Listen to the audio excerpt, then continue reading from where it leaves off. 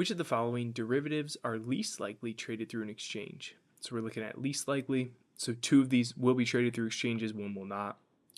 And we've got futures, options, and forwards. This one is going to be forwards as our answer. Options and futures are going to be traded through an exchange. They're going to be more standardized, used by retail. So for example, options are going to be traded based on 100 shares per contract. So one option is an option on 100 shares. And whereas forwards and swaps, things of those nature, those ones are going to be used more by institutional investors. They're going to be more customized contracts for kind of exactly what they need as far as their hedging or exposure that they want. Answer C. Which of the following statements is most likely correct regarding the weak form efficient market hypothesis? We've got A, security prices fully reflect all past market data. That is going to reflect weak form efficient market hypothesis. So it looks like A is going to be our answer so far. B, security prices fully reflect all types of information. This wouldn't be weak form, that would be strong form efficiency. So we can rule that out. And then C, security prices reflect all publicly known and available information. This is going to be semi-strong. So we've got weak, semi-strong, and strong form. Answer A. In a market where 3 firms hold market shares of 60%, 30%, and 10%, the Herfindahl-Hirschman Index, HHI, is closest to. So we've got a calculation here, and what we do for this index is we're going to take all these market shares and we're going to square them. So you're not taking it percentage-wise necessarily, you just take the number. So 60 squared plus 30 squared plus 10 squared. And that's going to be 3,600 plus 900 plus 1,000, 4,600. Answer C. An analyst calculates that shares of ABC are trading at a lower price than their intrinsic value.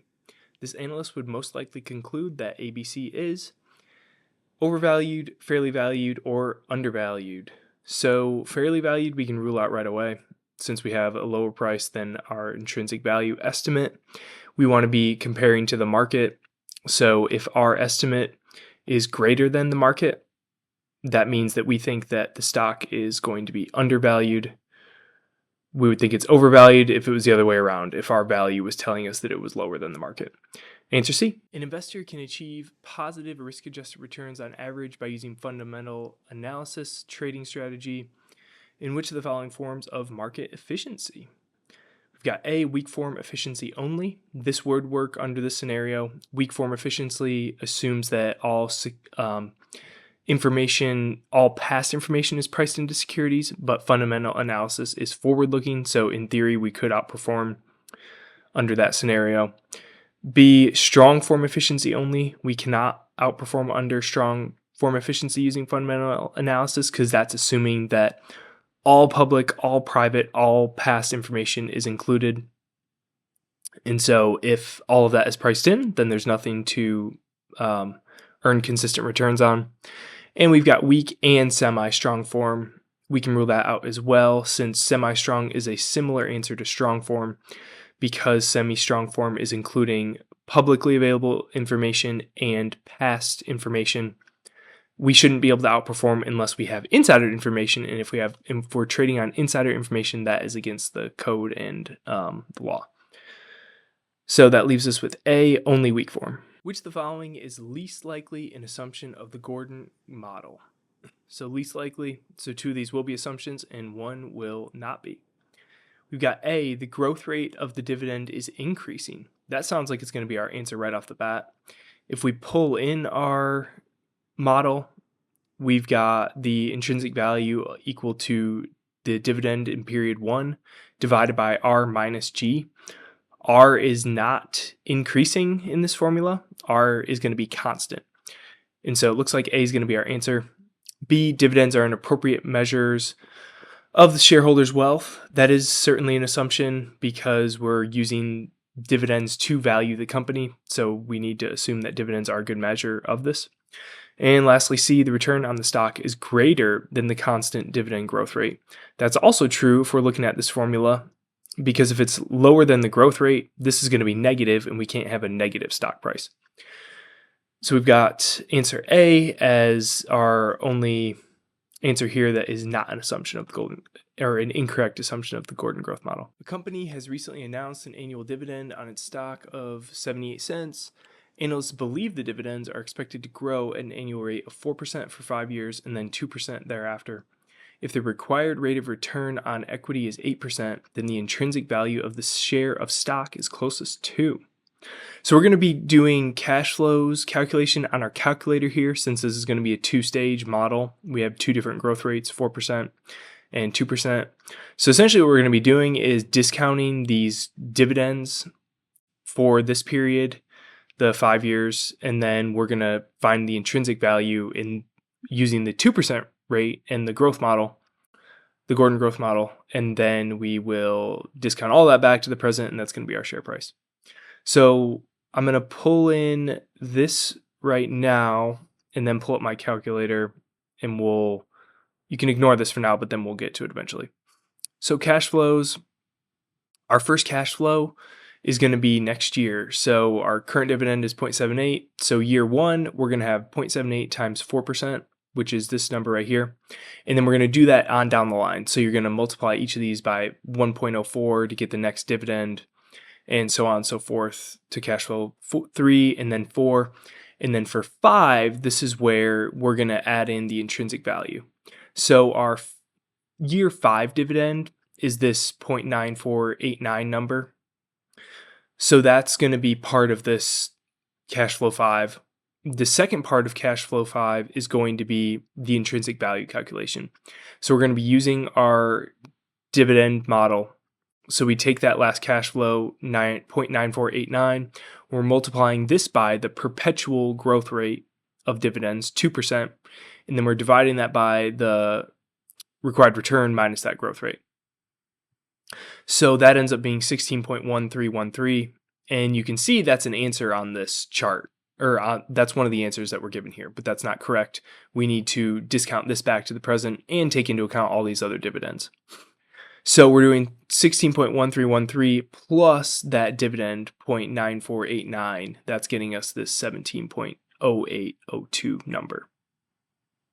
So double check, make sure you don't have any other cash flows in there. And then from here, we're just going to be using the NPV function to discount all this back. We've got a discount rate of 8%, and we get NPV of 14.466.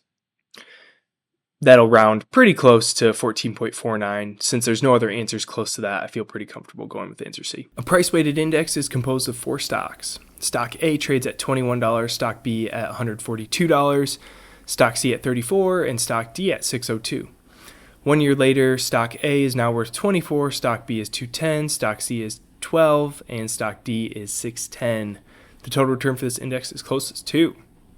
So since this is price-weighted, all we have to do is take the end of year or end of period prices. So we're going to add those together. That's going to be our numerator.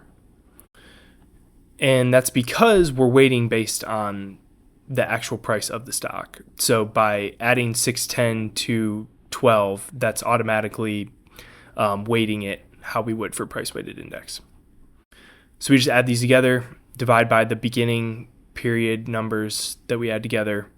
We get 1.0713, and then transform this into percent by subtracting 1, multiply by 100. We get 7.13%, which would be answer C. A finance student wants to create an index with the stock he bought and a paper trading account. The notes from his record show the following.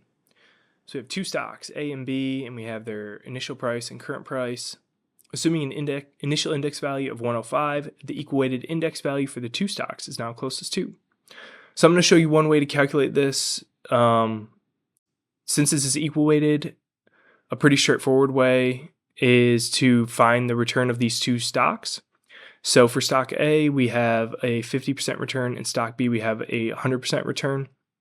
And then since we're equal weighting, that means we owned half A, half B. So we can just take the difference, or the average of these 2, to figure out the return. So we had a 75% return overall.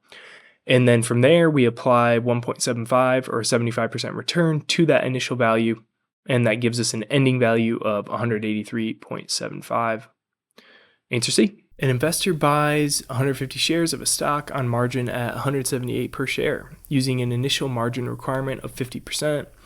At what stock price will the investor receive a margin call if the maintenance margin requirement is 20%? So this means we have to put up 50% initial equity, and then we have to maintain at least 20%. So let's pull in our formula. I like to use, we're going to be solving for P, which is the price at which we would have a margin call. I like to just use the maintenance margin formula so that we only have to remember this formula, and then we can just solve for the different characters within here rather than remembering another formula for P. So our initial equity, we do need to calculate that. It's going to be 178 times 0.5 to get that per share amount.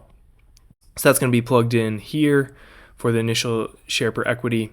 X is what we're solving for, or P is what we're solving for. I'm going to put that in as X. 178 is that initial share price, and then our maintenance margin is 0.2. So from here, we're just going to have to work through our algebra. We have X in two different spots. That makes it a little more tricky, but we'll work through this.